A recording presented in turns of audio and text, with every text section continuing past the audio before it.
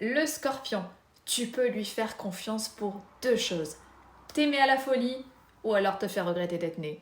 Et je sais de quoi je parle, mon mari est scorpion. Le scorpion, c'est simple. Il ne vit pas, il analyse, il observe, il scanne ton âme en 3 secondes. Tu crois que tu lui mens? Il savait déjà, depuis 2007. C'est le FBI du zodiaque, mais version émotionnelle. Le scorpion ne pardonne pas facilement. Il dit qu'il pardonne? T'inquiète, il a gardé le dossier. Tu lui as fait un coup bizarre en 2012?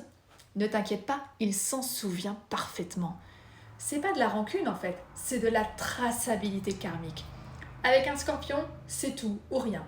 Jamais tiède, jamais bof, jamais on verra.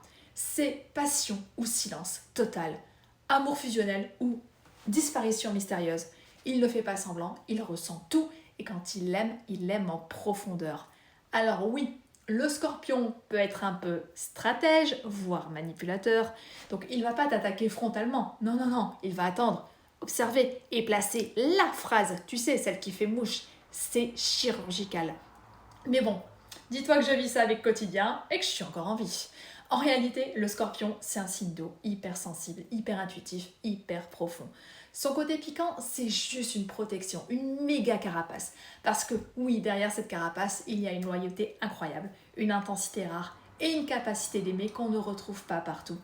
Alors oui, le scorpion peut clairement te pourrir la vie, mais seulement si tu joues avec son cœur.